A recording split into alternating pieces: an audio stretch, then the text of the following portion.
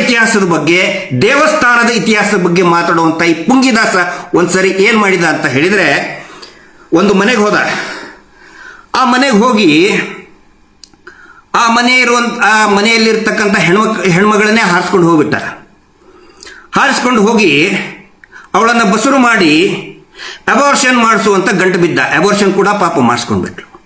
ಸುಮ್ಮನೆ ಇರಬೇಕಲ್ಲ ಊರವರು, ಆ ಹೆಣ್ಮಗಳ ಕಡೆಯವರು ಸುಮ್ಮನೆ ಇರಬೇಕಲ್ಲ, ಕಂಪ್ಲೇಂಟ್ ಮಾಡಿದರು. ಎಲ್ಲಿಗೆ?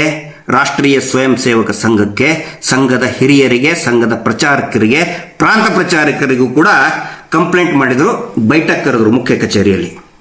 ಕರೆಸಿದ್ರಿ ಇವನ್ನ.